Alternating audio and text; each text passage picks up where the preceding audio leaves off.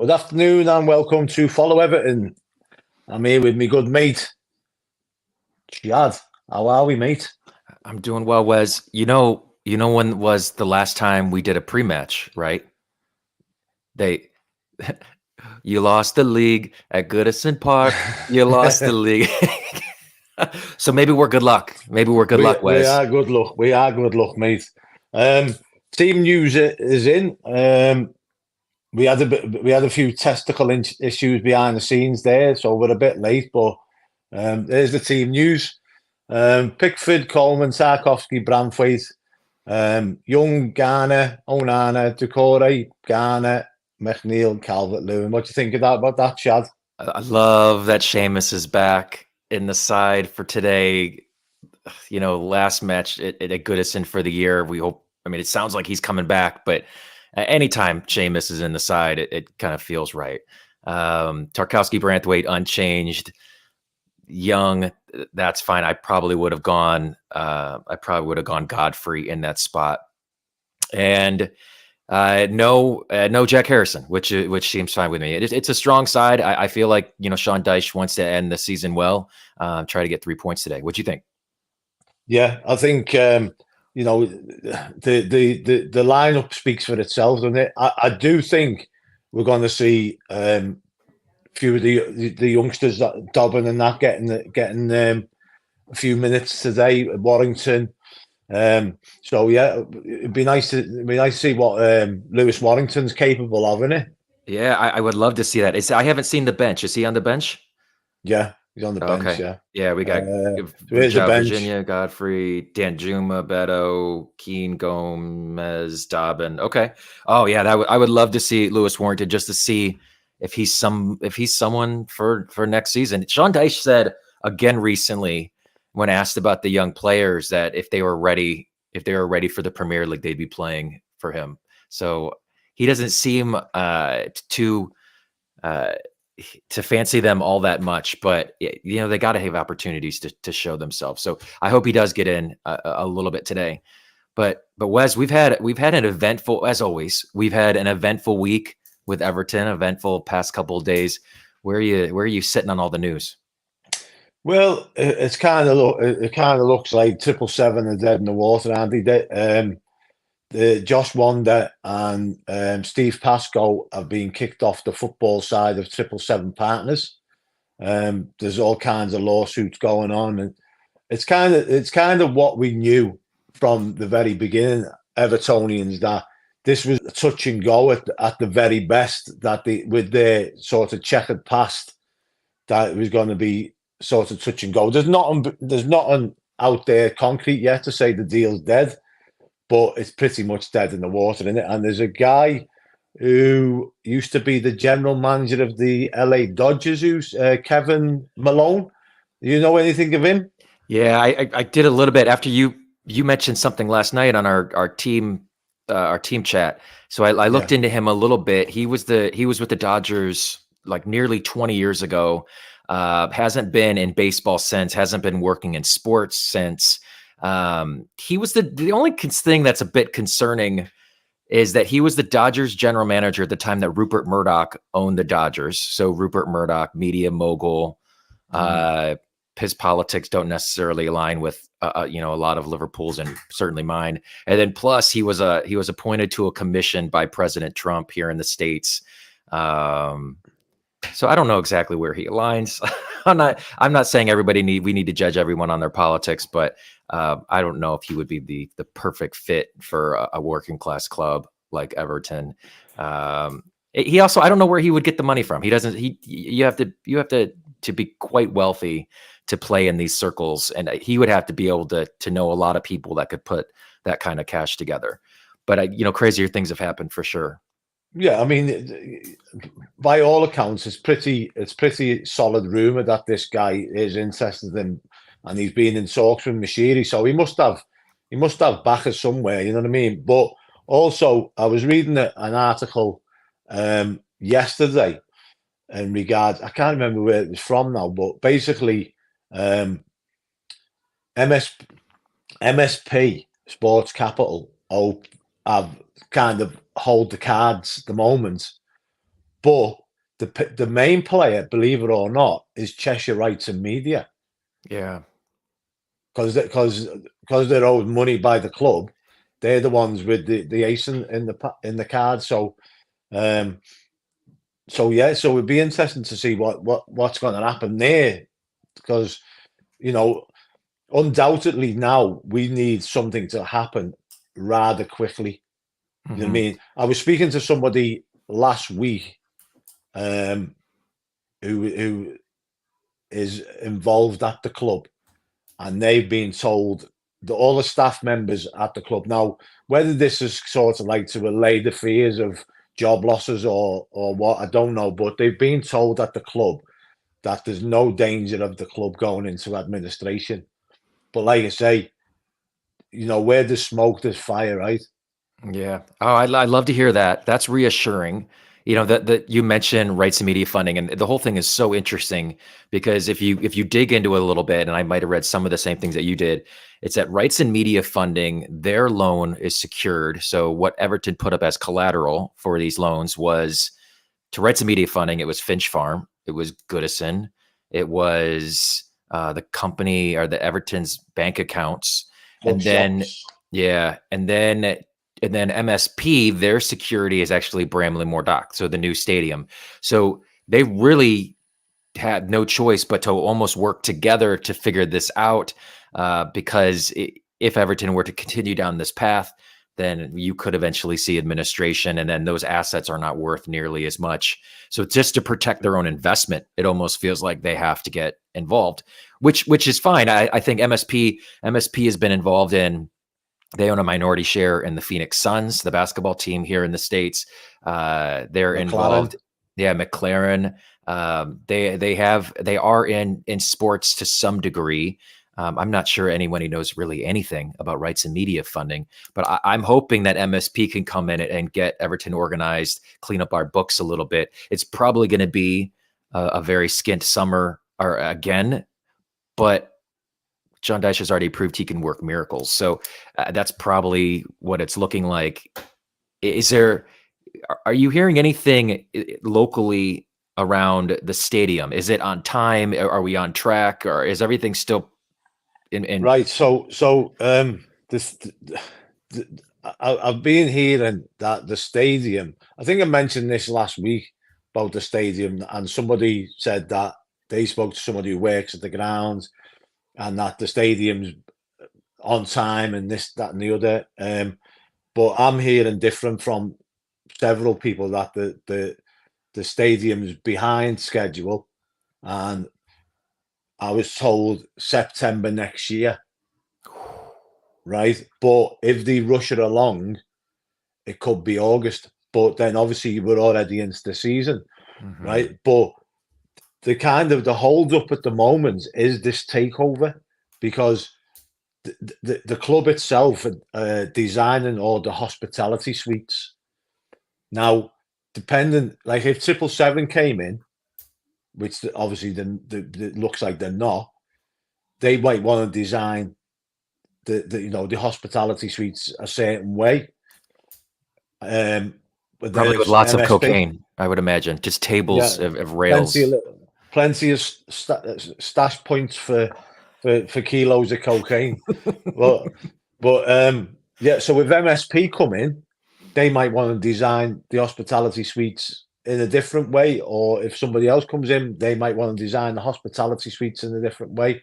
But yeah, there's like I say, some people have said on here that somebody told them that somebody worked at the ground that they know, and that the stadium was on like at the schedules in some points. But like I said, I've spoke to a few people who are working on there, and they've said that it's behind. So yeah, but also there's a chunk of money that needs paying on it for it to be finished. So I just wanted to address something to Chad before we carry on. For anybody that's asked about Rob is still here. Just that he's unfortunately being tied up in work, so he couldn't make it today, but he will be possibly on the midweek blues, but he'll definitely be back for the Arsenal game next week. Yeah, absolutely. Miss you, Mr. Robster. Get your schedule cleared up so we can see you on here soon. What do you think? What do you think Rob would be looking forward to from this one? What would he be saying right now about the Sheffield match, last home game at Goodison for the year? I think it's it's a potential there to sign off with a good win. Score a few goals. There's all kinds of rumours going around about Onana and Pickford and DCL. Now listen, I'm not adverse to letting DCL go because I think for our key number 9, he doesn't score enough goals throughout a whole season, right? So if we can raise the capital from them players and maybe get some free agents in or something like that, or loan deals and whatever, and get us back on the even keel, and the club making money, do you know what I mean? Then they have to be sold. Kevin Thelwell has already said players will have to be sold. I just hope that one of them isn't Jared Branthwaite. Mm-hmm.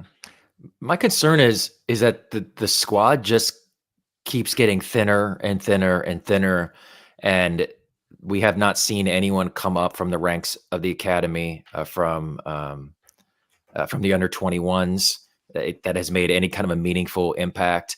We don't have any players out on loan that would look like they would be able to make an immediate impact. At least at this time last year, we knew that what Jared Branthwaite was doing at PSV, and we said he could be a fixture in the side, this season, and that he's been a godsend. Jared Branthwaite has been amazing. We don't have that depth anywhere else. So if we sell Onana and we sell DCL, and God forbid we have to sell Jared Branthwaite and maybe even Pickford, where can they continue this path of loans and freeze? Because to be completely honest, Kevin Thelwell's track record isn't great right now. No. We have Danjuma was brought in with a $3 million loan fee. He's barely seen the pitch. Ashley Young has been mostly missed. He's played a lot, but I think that's only because we don't have that depth. Do you feel like Kevin Thelwell is capable of patching this squad together if we did have to sell those 4? The thing is, let's be brutally honest about this, Chad, right? Is the fact that Kevin Thelwell is working on a shoestring, right? And he's trying the best that he can, and with the limited funds, if any, available to him. And you could, if maybe if we got Kevin Thelwell in when Mashiri was splashing his money around, and this is all a fall down of Mashiri coming in and throwing money around like it was going out of fashion, paying over the odds for average players, and then letting them go on free transfers just to get them off the wage bill. This is like the club now, like you said, that we're already woefully thin on the ground, and it's not going to get any better and we're having to sell off like the cream of the academy to sort of like stay on an even keel. This is the problem. Like the likes of Tom Cannon and Ellis Sims and all that. We've had to let them go. We've had to let Richarlison go on the cheap and stuff like that, because we've flaunted the rules when like we was splashing out the money. Everybody was made up. Oh yeah, we're going out and spending 50 million for Gylfi Sigurdsson and this, that, and the other, and nobody was bothered then. But believe me, we are bothered now, because this squad now is going to be down to its bare bones. If we don't get some players in, then we are going to be struggling next season. Yeah. Oh, we got a guest. Oh yeah, hang on. The boys. Yes, the boys. There we are. Are we? How are we? I'm good. We're just waiting for Jan to put a Oreo to be fair. So do you think Brentford will take an option to buy Mopé then, or what? Because he hasn't really played a lot, has he, for the past few games? Has Mabsy had an haircut there? Yeah. Or is it just slicked back? Just got a slick back. Hopefully he goes. When Kevin Thelwell said he had players that would be sold, if he touches Jared Branthwaite, I'll be knocking on his house, and he won't be getting a nice gift off me. There's 4 players you can sell. Mason Holgate, right? So, Okay. Yes. Let's sell Mason Holgate. Michael Keane, Yeah. he can also go. Thank you, Mickey. Who was the other one? There was 2 more that we said. Yeah, but you'll get a bag Neil of. Maupay. Yeah. Neil Yeah. Maupay. That's the 3rd one. And the 4th one, Jack Harrison can go. Yeah, but he's on loan anyway. He's on loan from Leeds. Dan Yeah, Juma can but go. He's not for, ours. for them 4 combined, you might get a couple of. No, pretty much. For them four combined, you might get a couple of packets of Haribo Star Mix if you're lucky. Alex, you. It's the wages. I love them. We need to save some wages. Dele Alli on 100 grand a week, he's going, and then you've got those 4. Idrissa Gueye Oh, on high Jared wages. Do not sell Amadou and on it, and do not sell Jordan Pickford. Can we have the Just team? to let you. Dropped in quickly to find out what the team news is because we've not looked. So Harrison drops out. Piss off. Don't Yeah. tell me right mid. Who? Ashley Cole playing right mid. No. Ashley Cole. No, it looks like it's Garner on the right. What? Yeah, it looks like. Yeah, Idrissa and Onana in the middle, Decore in the 10, Garner out right with McNeil on the left. Ashley Young's playing in the back. Oh, there's no creativity there. Yeah. Where's There never has been. that? True. Where was his Jan? Give you sound story up. There's not a lot of there's not a lot of guile or creativity or pace in that team. I think you've got 2 slow fullbacks, a midfield that can only pass sideways and backwards, and then Calvert-Lewin. It's a bit of a shame. Just to let you know, Man City are winning 4-0. Man City winning 4-0, and Fulham have had a man sent off. I'd like that Anthony Robinson at Fulham. We had him. Came through the academy. Let's go and get him. Another one slipped through the net. No. We've got the toffees and fucking let's win today. And have a celebration. A few goals. What's your See you prediction, later, boys. before you leave? What's your prediction? 0-0. 2-0. 0-0. That team's absolutely turgid, isn't it? You know what I mean? This is Who the changed at negativity half-time? that we're getting. No, It'll be Sheffield's League One. Come on. I hope we win. This has got £3 million riding on it. Who was? We need to find this Viking fella because he's making us late, so we're gonna have to go. But I think it's a disappointment not to see Dan Juma start. It's a disappointment not to see a little bit of your flair players and to go with Young and Coleman and Garner on the wing and 3 defensive midfielders is just absolutely ridiculous. But we just have to trust him. Enjoy. See you later, boys. Take care. Have a good one. Yeah. There was a quick visit from Ryan and Mabsy there off to the match. Yeah, Ryan's not wrong though. Where's the creativity coming from? Is it going to be another one of those games where DCL's not able to get much service? But you have to imagine we actually might get more possession in this game than a normal one. We're certainly capable of keeping possession against Sheffield. You don't think so? No. Listen, if Burnley can come to Goodison and outpossess us, any team in the league's going to do that. Dice doesn't play possession football. So the thing is, right, is that when all season have we had any creativity? The only time we've had it when Gomez has played, and that's few and far between. We haven't had any creativity for the past 4 wins, but we've won. Mm-hmm. Do you know what I mean?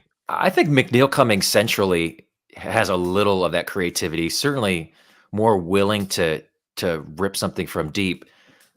But I think you're right. Since Iwobi's gone, there's virtually no creativity in this side whatsoever. And it doesn't look like that's going to be something that, how do you fill that hole next year? Decore is back. They offered Decore another year, so Decore is back next year, but he's been woeful, just absolutely dreadful since he came back from his injury. That's my concern. I think that's my concern moving forward, more so than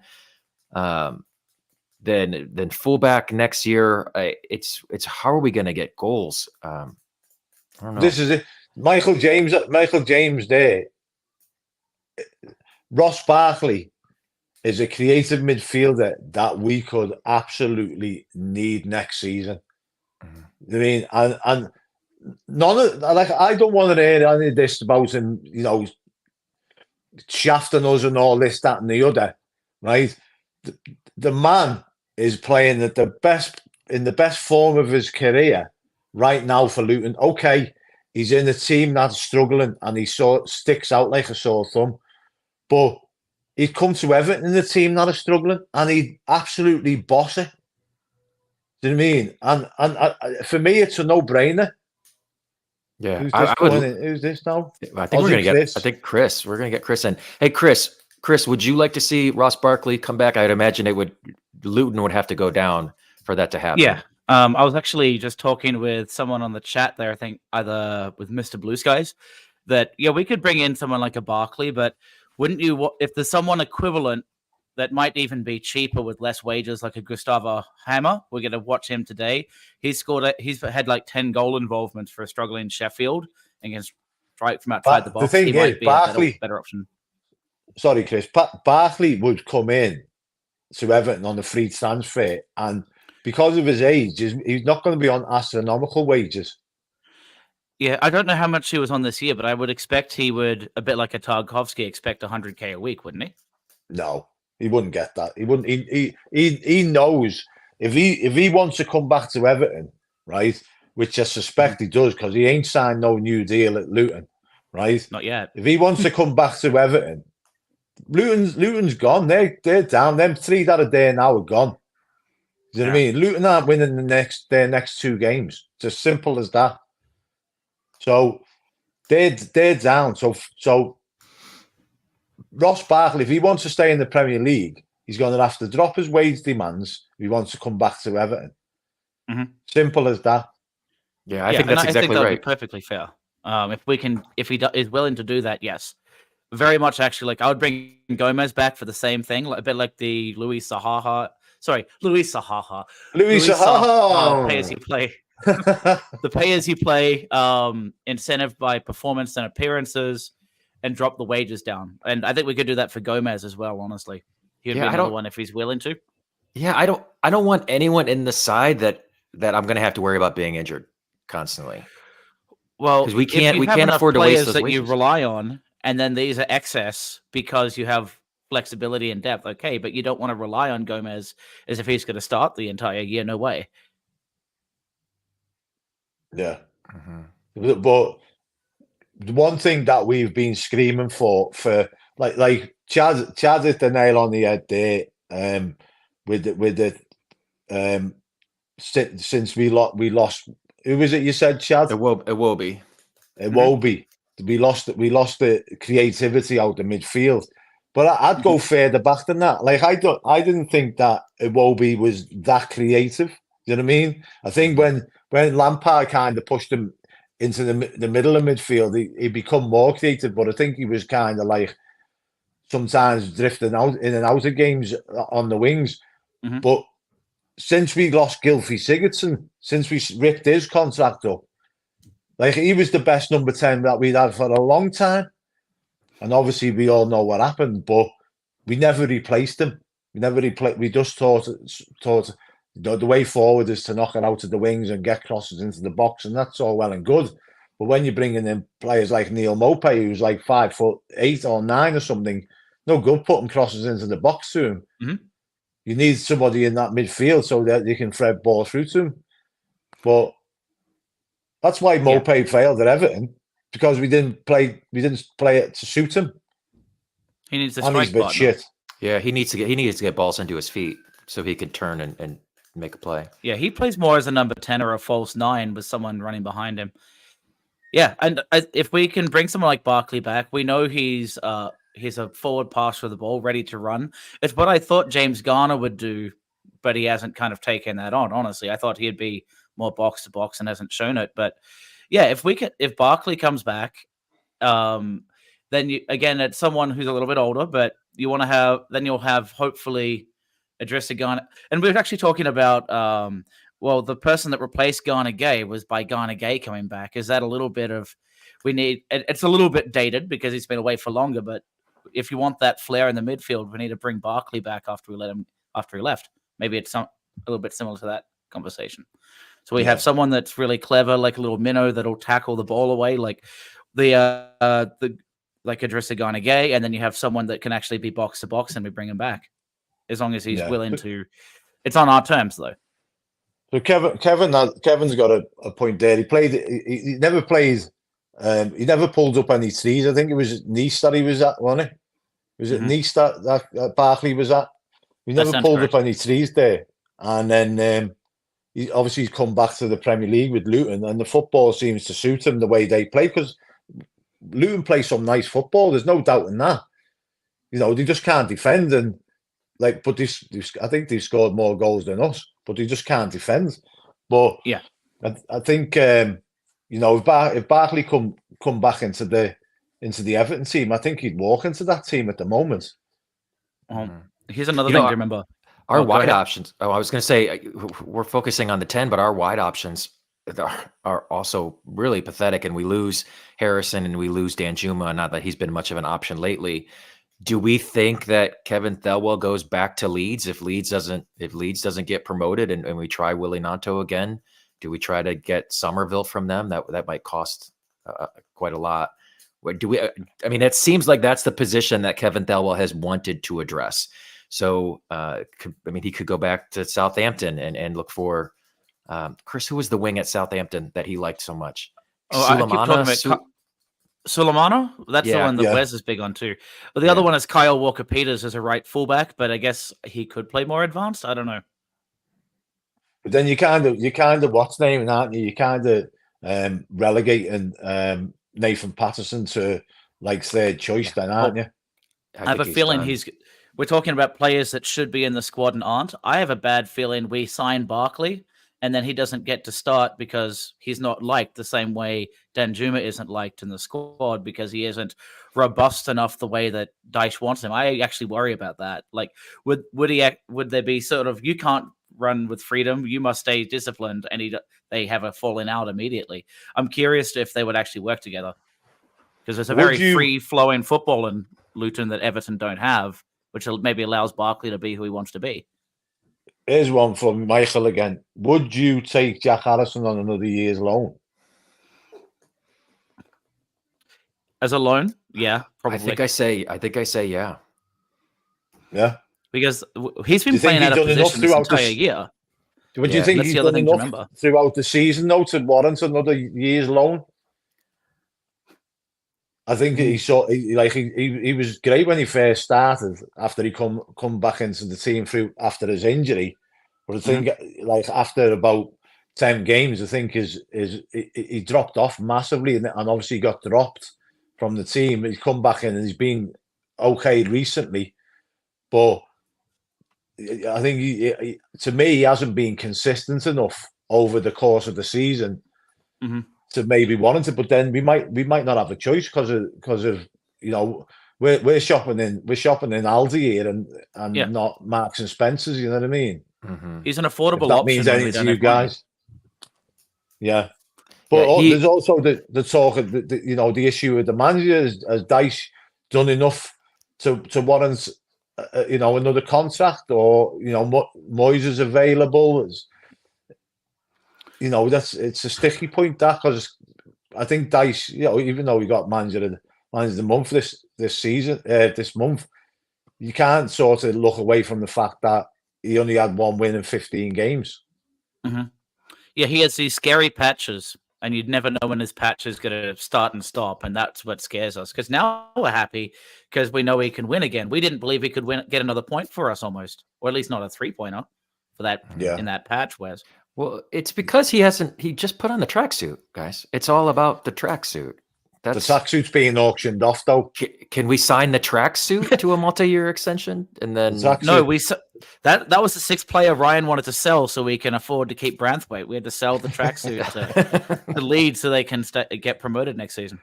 I wonder if he goes to bed in it. just lying down like that in his tracksuit. I bet he sleeps in the suit. I bet he wears the tracksuit to games and sleeps in the suit. At least it has the word suit in it. You know, I would imagine we'll find out if he doesn't change it very often, because he'll go to complain to the 4th official and see if the 4th official backs off when he gets too close. It's starting to fester a bit. Well, so Peter made a point here of Wilfred Ndidi at Leicester. His contract's expired at Leicester, and he could be a replacement for Onana. Do you know what I mean? Mm-hmm. Obviously, Onana's a lot younger than Ndidi. I don't know how old Ndidi is. If somebody can have a look at that, but this he's a good CDM, and he's a big, tall, strapping lad as well. So he's 27. 6'1", a right-footed midfielder, Nigerian. I'm not sure if he's an international, but plays defensive or central midfield. Yeah, he doesn't. I mean, he doesn't get many goals, which is Nana doesn't get many goals, which is not unlike Onana. He got 2. Yeah. He'll tell you. He'll make sure he points to his name on his back and says that he's him when he scores those goals. So, I think so much of it depends on what. Because we have the fee on Onana, I think so much of it depends on if we're going to be able to sell him, if that price is going to be enough, and then that'll probably determine: do they offer Ganagay another year? Do they go get Ndidi? I think so much of it hinges on Amadou Onana, and if Real Madrid is going to step up, if Manchester United is going to step up, or Arsenal, one of those big names that has cash to do it. Yeah. So the Blues are saying that indeed he's finished because he's been injured too much by the looks of things. But like I said, if Onana has to be sold, let's be realistic, right? We're either looking at a free replacement or very, very cheap replacement. We're not going out and buying players for 30, 40 million for a good long while. You know what I mean? Mm-hmm. Well, what's going to happen until they get our debt sorted, for sure. Yeah. Any team that's going to get promoted out of the to the Premier League, the last thing they want to do is sell someone that's actually good and can keep them up. Hi, John. So if you're getting to the Premier League, your plan is to stay up. So if someone says they are surplus to need, that says a lot. Either that we are better at scouting Leicester players than Leicester are, or they don't think he's good enough. So you'd be taking the worst of a promoted team that's fighting relegation immediately and just putting him into the squad. We could do that, or we can also maybe pick players that we have more exposure to in the Premier League that are getting relegated, the Hamers and those kind of characters. The problem we've got at the moment is that, like Chad's touched on before, right? The squad is paper thin. Right, mm-hmm. And we can't even send out players like Lewis Warrington or Dobbin, or we can't even send them out on loan because we rely on them to fill the bench. Mm-hmm. and that's a sad indictment of how the club's being run when you're having to sell off. I'd love to see Dobbin playing week in, week out, but we've never been in a position comfortable wise. If we got to 40 points in 20 games or something like that, then by all means, blood these youngsters and give them the chance. Mm-hmm. But we've never been in that position where the manager can put his faith in them players to sort of see how they are. Now, today's an ideal opportunity. Yeah, you bring up a good point, Wes, and I don't think this is something that I've had a chance to talk about on the show. And I think it's one thing that the club has failed miserably on this year is we have not gotten our young players out on loan. Stanley Mills went to Oxford, he got injured. Reece Welsh, his loan fell apart. Was that at Forest Green? I can't remember where Reece Welsh went out to, but Tyler Aniango. I'm gonna probably not even saying that name correctly. Onyango, I think, yeah. Kouyaté. Like there is still talent in the under 21s. Why are they not in League 2, League 1, getting those minutes so we can at least evaluate them a little more properly? They did that with Dobbin. He played at Derby County. So they were able to see him for a full season, but we don't have any of those under 21s that went out on loan this year and have now had a successful loan spell. So we can look forward to bringing them into the side next year. Yeah, we did it with Sims as well. Didn't work out for us, but he's done well in the championship. But you kind of feel that these like young players that were letting go to the likes of Coventry and Preston and stuff like that, Leicester. We're selling these to lower league teams on the cheap, and we're not in a position financially wise to sort of blood these youngsters coming through. Everybody kind of knows that Tom Cannon was he was a great goal scorer for the under 21s, right? But then he sort of he never got his chance, and then he was sold. Will he stand out for Leicester in the Premier League? Who knows? Will they trust him to score goals? Yeah. Peter actually just brought up it's very capsulated with capitals, so it's hard to read it, but and put it up. But what he's asking here is really, we can't train our youth development, and that's why loaning out to let someone else do it is part of the plan or the intention here with our conversation, Peter. Yeah, but then without a lot of people when everybody wants to dice out, we're talking Carsley and Baines. Baines is the manager of the under 21s. You know what I mean? Mm-hmm.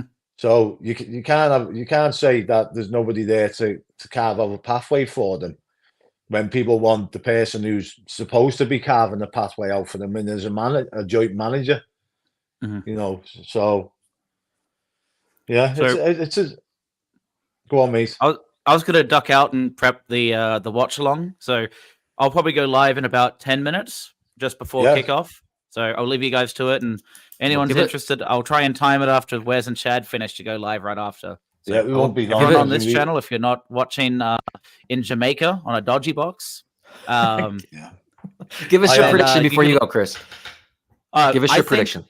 I think we win 3-1, but it'll be an awkward start. Sheffield will score first, then we just react as a crowd and we get 3 goals.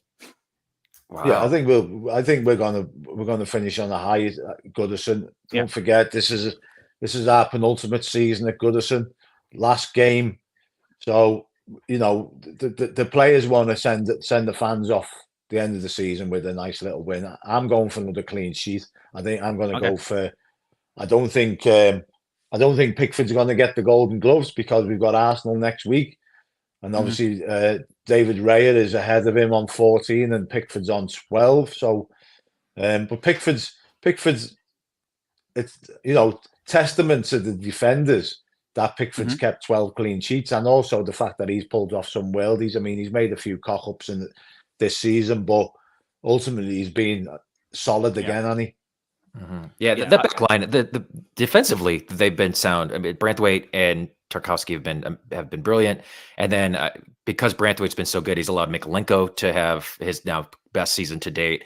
And then the right has been an adventure, right? I mean, Ashley Young has certainly made his mistakes. Godfrey has had moments of class, but 3 out of 4. I think that's pretty good in the back. Yeah, I know that they seem to score first, and then they've let the floodgates open after they go ahead 1-0 recently. That's why I thought Sheffield might score first. First team ever to concede 100 goals in the Premier League. It's shocking. You know what I mean? But at least they won the award. Well, yeah, they'll win something. We're just hopefully getting 15 mediocrity. I mean, 15. Yeah, we won the Milk Toast Prize. Finally, no relegation. Milk Toast. Let's go. But the thing is, it's imperative really that we win this game and stay ahead of Brentford, because like Ryan put in the chat, it could be 3 million. You know what I mean? Yep. That could be a loan deal for somebody.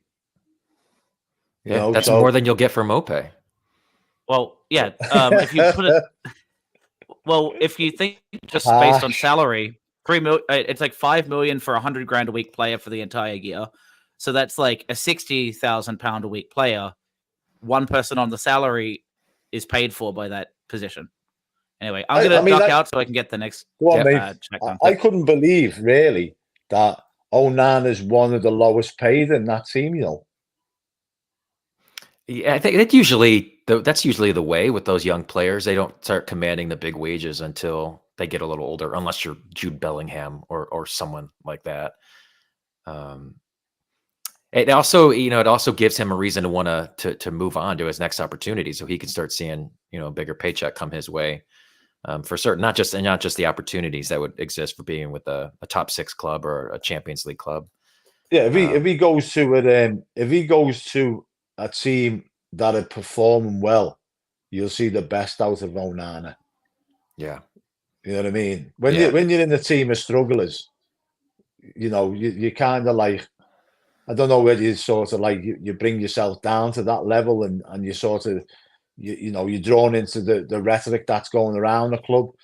But now, like today, is a chance for him to shine today, because it could be his last game ever at Goodison, unless he comes back, in an opposition team, and he's putting himself in the shop window and up in his feet. I think so. He's not that kind of player that everybody has said, and I've heard it a million times, like grab the game by the scuff of the neck. He's not that player. He's a connector. He's a glue guy. He I saw there was a stat recently that where he's won more duels than any player in Europe's top 5 leagues for the whole year. There's value in that. We see he's a big lad. He's athletic. He's capable of making a progressive pass, but it does feel like there's just always something missing. And in the right setup, like he has at Belgium, he's able to really look like quality. It's just we haven't seen it here at Everton. So the thing is, he's got the capability to be a player that grabs the game by the scruff of the neck because of his stature as a human being. He's huge. Do you know what I mean? He's a massive unit, and he's got the power in him to grab this game. Bully players like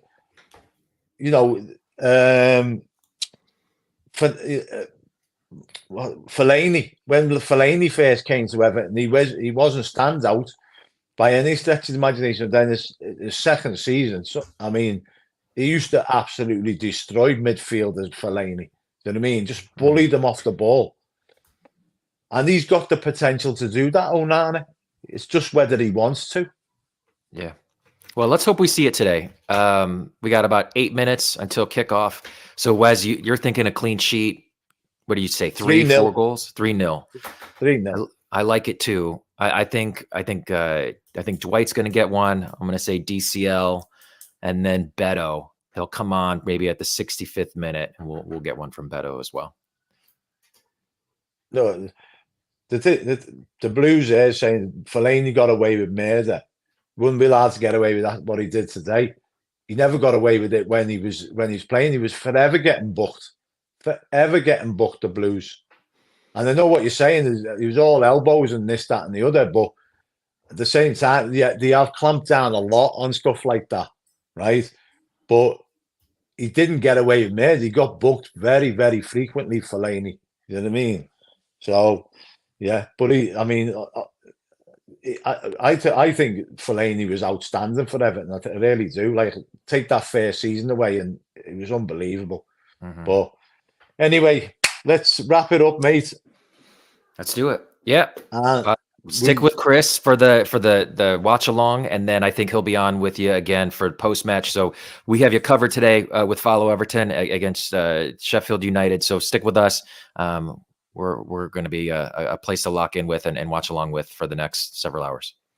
Yeah. Have a good day. Up the fucking toffees. Up the toffees.